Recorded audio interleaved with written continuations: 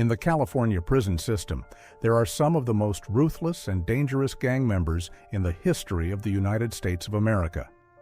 These individuals have committed some of the most vicious crimes that have caused them to be behind prison bars. When these men get locked up, things are different from in the streets, and their loyalties are tested at a different level. To prove your loyalty to any gang, you must be able to eliminate rival gang members to show dominance and assert presence in the prison system. In today's video, we will take a deeper look into the most ruthless gang-affiliated homicides in the California prison system in 2025. Number 8. Homicide at Los Angeles County. At 7:20 a.m., incarcerated person Terrence B. Shaw allegedly attacked incarcerated person Joshua L. Peppers on the Facility C patio. Staff immediately responded, quelling the attack by utilizing chemical agents and non-lethal weapons. Officers immediately initiated life-saving measures on Peppers and activated 911. Peppers was taken to the prison's triage and treatment area and then to an outside medical facility. A hospital doctor pronounced Peppers deceased at 8:03 a.m. Officers recovered one improvised weapon at the scene of the attack. No other injuries were reported. Officials have limited movement on the patio where the attack occurred to facilitate the investigation. Shaw was placed in restricted housing pending an investigation by the LAC Investigative Services Unit and the Los Angeles County District Attorney's Office. Peppers, 39, was most recently received from San Bernardino County on September 26, 2017, to serve 9 years for second-degree robbery as a second striker with an enhancement for inflicting great bodily injury. On July 24, 2019, he was sentenced to 6 years, 4 months for second-degree robbery as a second striker with enhancements for the use of a firearm and inflicting great bodily injury.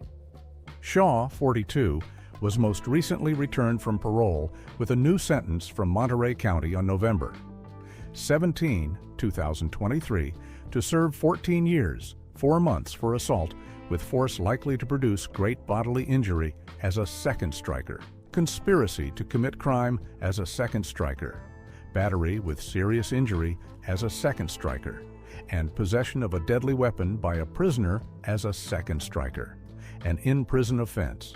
Number 7. Homicide at the California State Prison, Sacramento.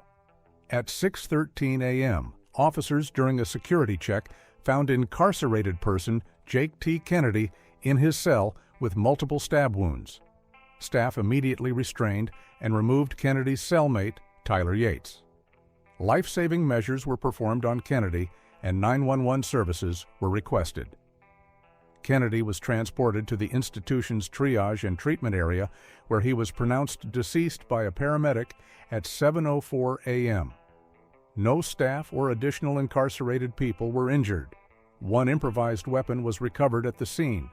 Yates, 30, was received from San Diego County on October 9, 2017, to serve 8 years for first-degree burglary and assault with force likely to produce great bodily injury as a second striker.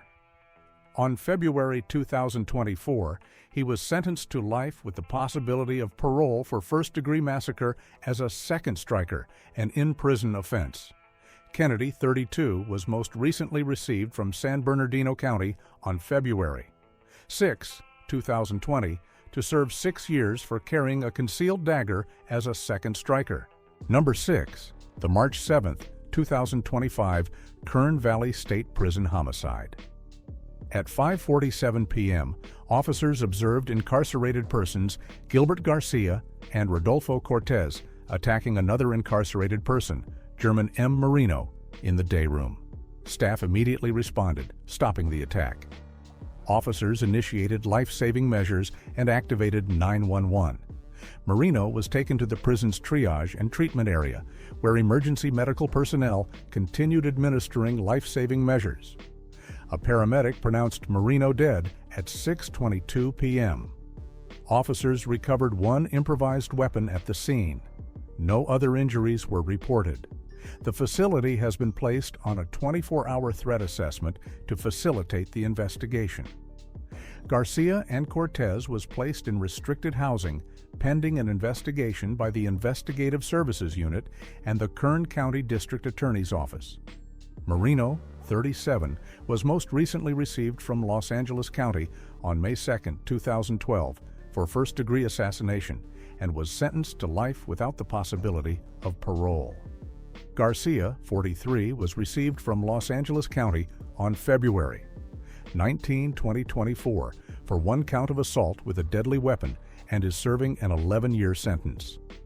Cortez, 33, was received from Los Angeles County on December 19, 2012, for 2 counts of second-degree robbery, 1 count of carjacking, and 1 count of assault with a deadly weapon on a peace officer.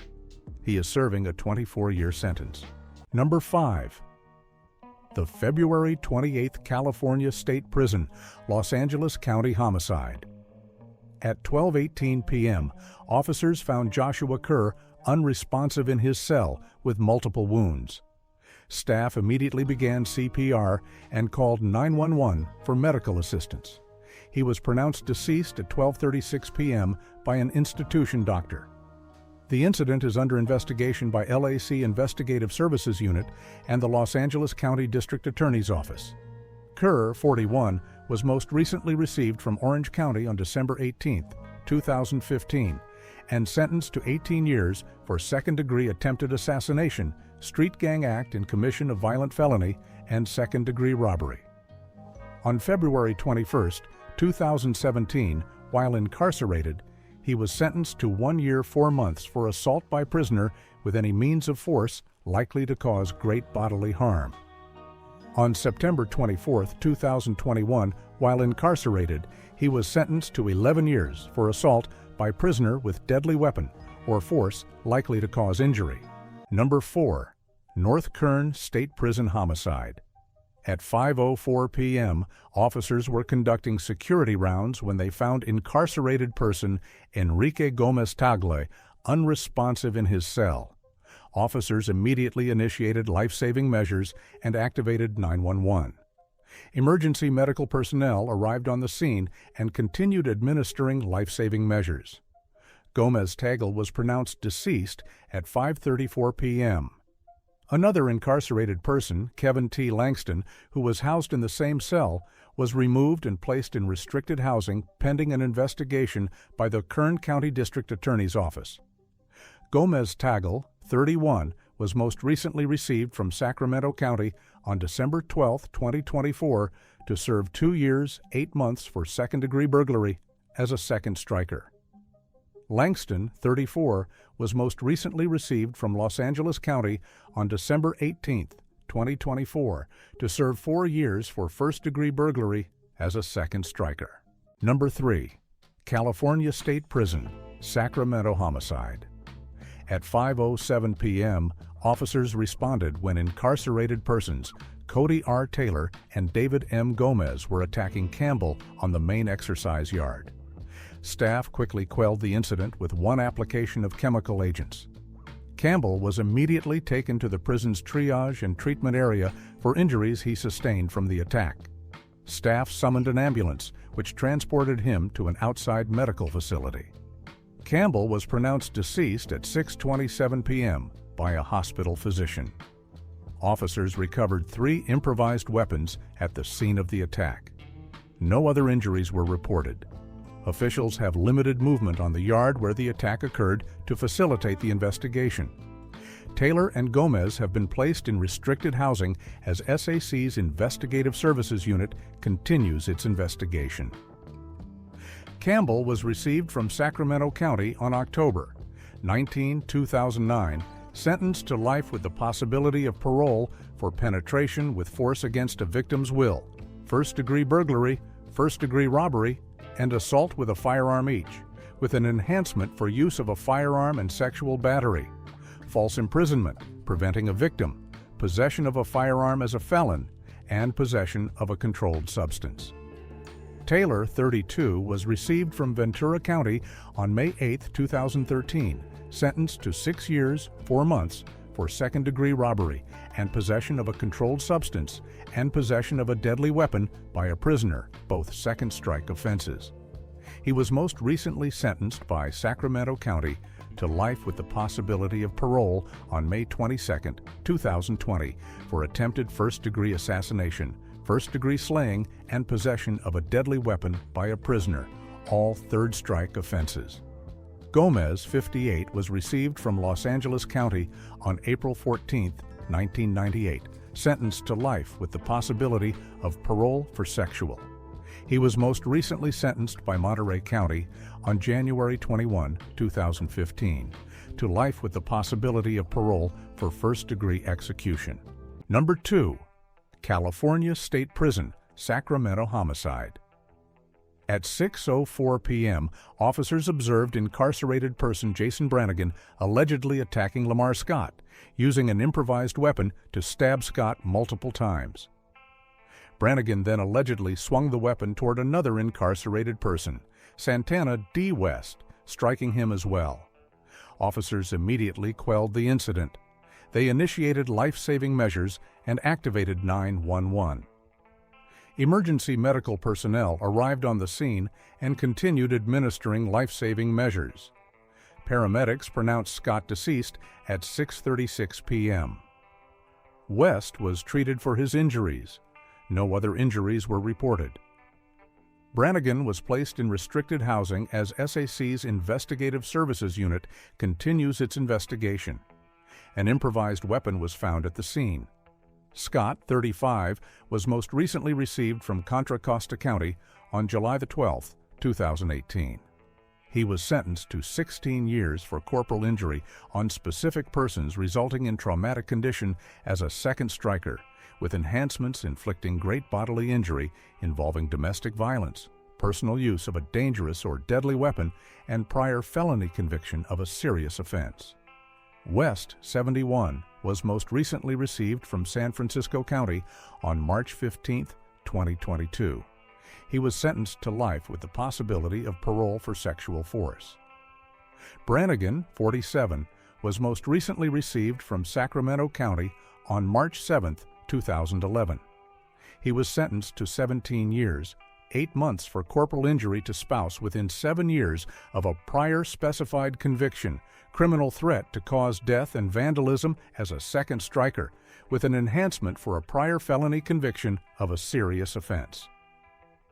While incarcerated, Brannigan was sentenced by Kern County on February 28, 2022, to 4 years for possession of a deadly weapon as a second striker, and it was an in-prison offense. Number 1. Pleasant Valley State homicide. At approximately 10:30 a.m., 2 incarcerated people, Raul Godinez and Omar Delgado, allegedly attacked Alan Green. Staff immediately responded and ordered all involved to get down. When those directions were ignored, staff used chemical weapons to successfully quell the incident. Life-saving measures were used on Green, who suffered multiple puncture wounds. He was assessed by medical staff and transported to an outside medical facility. Green was pronounced deceased at 12:09 p.m. No other injuries were reported. Godinez and Delgado was placed in restricted housing as PVSP's Investigative Services Unit continues its investigation. Green served multiple terms, as was most recently from San Diego County on March 6, 2024. He was sentenced to 4 years for possession of a controlled substance in prison and 2 years for vehicle theft with prior vehicle-related theft convictions. Godinez was most recently received from Los Angeles County on January 24, 2019. He was sentenced to 18 years for first-degree robbery in an inhabited dwelling and second-degree robbery with an enhancement of use of a firearm. On October 21, 2024, he received a 2-year, 8-month sentence for manufacture of a deadly weapon while in prison.